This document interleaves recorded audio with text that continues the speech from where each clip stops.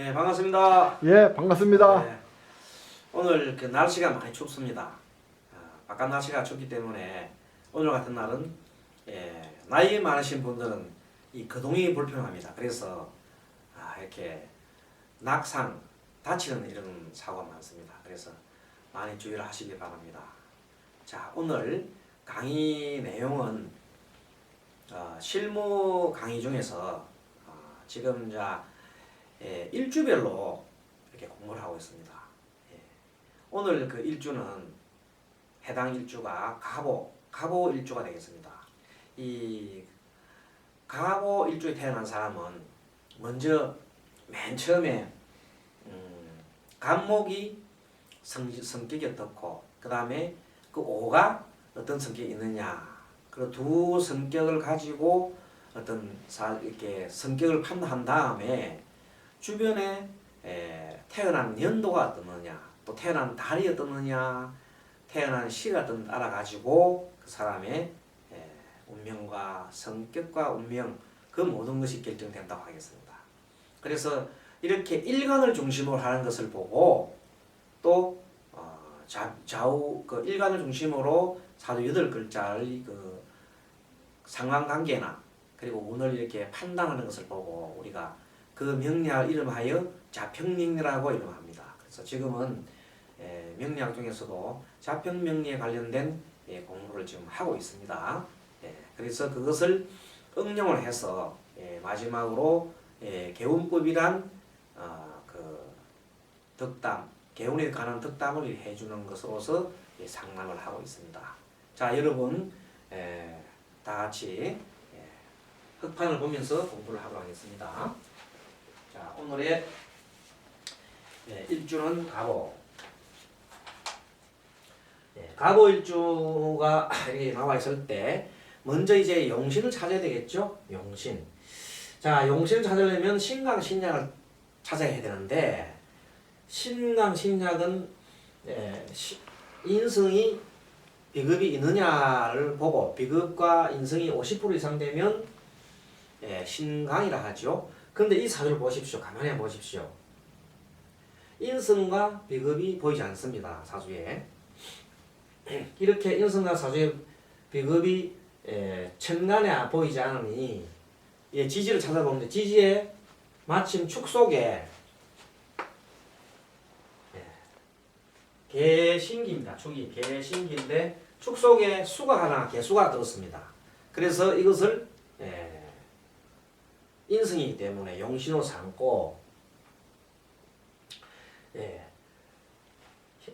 좌우에 이렇게 드러나지 않는 그런 인성이 드러나지 않은 경우에는 희신으로 관성을 쓰면 안 됩니다. 관성을 쓰게 되면 이 관성은 바로 목을 쳐버리거든요.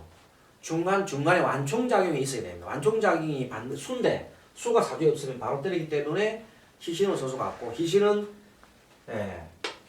목을 그대로 쓸 수밖에 없습니다.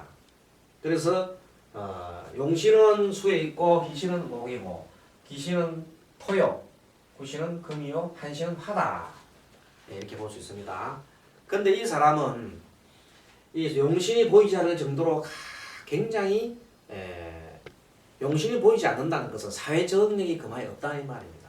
사회 적응이 없으면 살아가기 어렵겠죠. 이렇게 신약한 사람은 사회를 살아가는 것이 보통 힘든 게 아닙니다. 자, 이래서 이 사람의 그 성격을 한번 진단해 보겠습니다. 성격은 일간을 중심으로 해서 월간과 시간과 일지를 먼저 1차적으로 본다고 했습니다.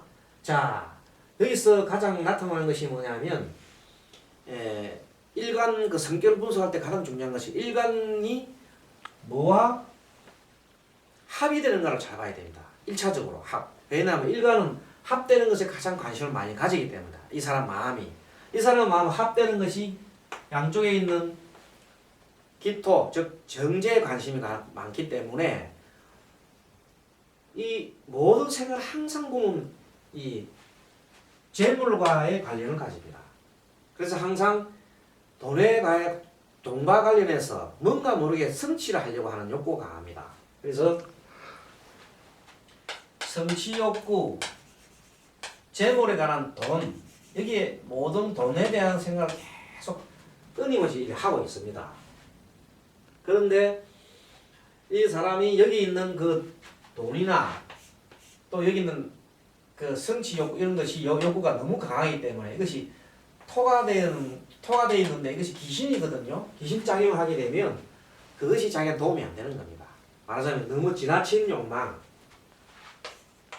지나친 욕구가 무슨 욕구가 있냐면 여기 있는 성취욕이 너무 지나치고 또 재물에 대해서 또 지나치는 또 이 남자이기 때문에 여자에 대해서 엄청난 생각을 많이 합니다. 여자. 그러니 젊은 어린 나이에 19세밖에 안 된 어린 나이에 여자에 대해서 많은 생각을 가진다면 공부하고는 또 거리가 멉니다. 그래서 이 재성이 이렇게 많이 발달한 사람은 필연적으로 공부를 못합니다. 공부를 갖다가 잘 못합니다. 왜냐하면 생각이 늘 안 가 있거든. 생각은 오히려 돈과 여자에만 관심이 있기 때문에 그렇습니다. 그런데 이 사람은 그 관계를 굉장히 돈이나 여자나 이런 데서 굉장히 치밀한 생각을 합니다. 치밀한 관리를 합니다. 그래서 너무 치밀하기 때문에 어째 보면은 너무 꼼꼼하게 꼼꼼하다 보면 이렇게 때를 놓칩니다. 때를 놓쳐. 때를 놓친다. 자꾸만 지나고 난 다음에 너무 꾸물꾸물하다가 때를 놓치는 경우가 많습니다. 그리고 여기 있는 일지에는 상관이 와 있기 때문에 상관이 오화가 있습니다.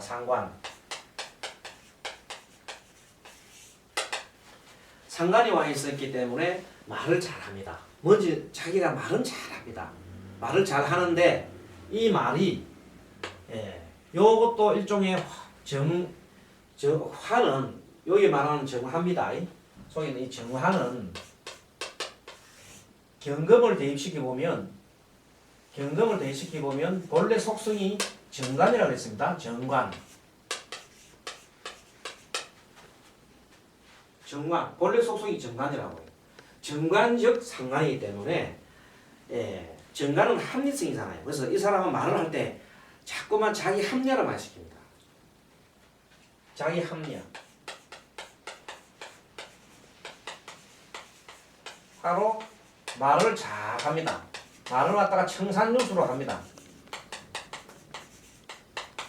쉽게 말하면 말을 막 이렇게 잘 하면서 항상 그 말을 하면서도 항상 자기는 자기가 관계되는 돈이나 여자나 어떤 성취욕구 이에 대해서 굉장히 자기 욕망이 엄청 많지만 다른 사람들 설명할 때는 그것을 자기 합리화를 시키면서 막 얘기를 합니다. 그런데 사실은 이 사람은 인성이 부족하기 때문에 인성이 부족하기 때문에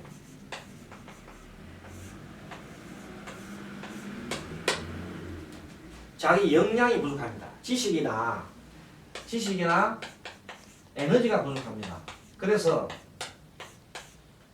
현실과 이상과의 괴리를 느낍니다.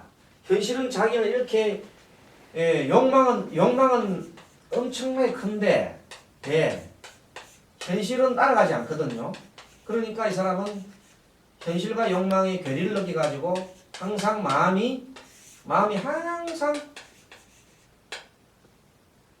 불안하다. 욕구 충족이 안 되니까 불안하게 돼 있습니다. 항상 뭔지 모르게 욕구 불만에 항상 차이가 있어요. 욕구 불만. 그 원인은 여기 있는 토가 이렇게 세 개나 있는데 그것도 모자라서 여기 있는 중간에 여기도 상관이잖아요. 여기도 상관. 여기는 식신이네요. 예, 식재만 가득합니다. 이런 사람은 결국은 연구나 궁리나 이런 것도 많이 하고 하지만 말도 많이 하고 하지만 결국은 너무나 자신의 에너지가 약하다 이렇게 보면 됩니다. 그리고 여기 있는 금도 사실은 약해요. 이 금 하나가 토생금 받고 있지만 좀 약합니다. 없는 건 맞습니다만 오한테 이렇게 덜 받고 있네요. 예. 그래서 이 사람은 직업적성을 꼭 굳이 말해보라 그러면 말을 굉장히 잘합니다. 일단은 에너지 음변이 있고 음변이 있고 그 다음에 성취 욕구는 굉장히 이렇게 많았잖아요. 근데 그러나 이 재성이나 이 사업을 하게 되면 안 됩니다. 사업은 자기 사주에 어느 정도 자기가 차고 나갈 힘이 있을 때 하면 되는데 운이 많이 좋다면은 뭐 한 30년 정도 30년 정도 운이 좋다면은 그것도 가능은 해보겠습니다만은 운이 그리 좋지 않다면 이 너무 신나는 사주에는 이 재성이 이렇게 비록 두 개나 있고 하지만 그 힘 자체가 무리입니다. 그래서 이런 경우에는 이 사람은 상관이 이렇게 많기 때문에 상관이 많고 이렇게 그래도 관성이 이렇게 와 있으니까 말과 언어를 풀어보면 언어로 풀으면 언어나 통역이나 그 통역이나 그 다음에 뭐 중개 같은 것도 괜찮겠네요. 중개나 이런 쪽에 자기가 이 욕구는 이게 많네요. 이거 성취 욕구는 많기 때문에 뭐 영업직은 가능하겠다. 각종 영업 관련은 할 수가 있겠다. 말을 잘하니까요. 성취 욕구도 있고 하니까. 그리고 그런 거로 해서 결국은 일반 직장 생활하면 좋겠다.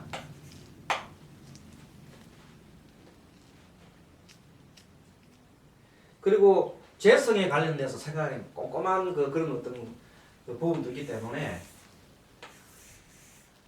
어떤 직장 생활하면서 재무 관련 꼼꼼하게 분석한 재무 관련 직장도 괜찮겠네요.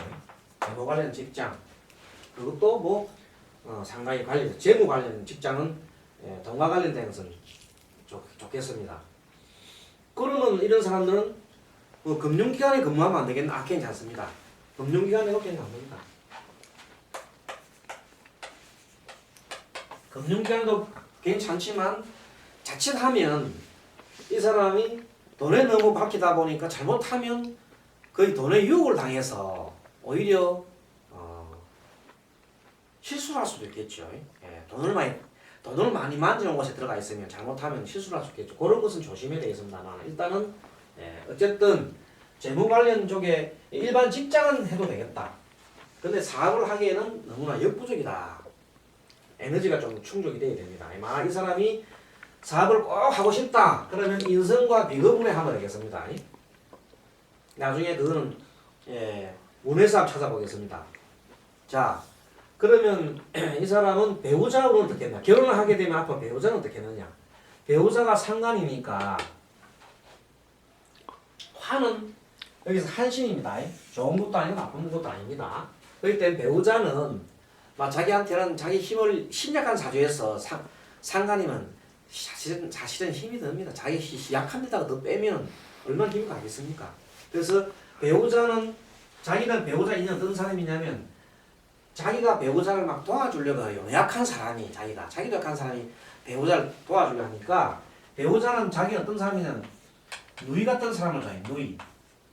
누이 같은 사람이고 멋진 사람 아주 그냥 잘생기고 멋쟁이를 좋아해요. 멋쟁이. 그러니 돈이 많이 들겠죠. 유지 비용이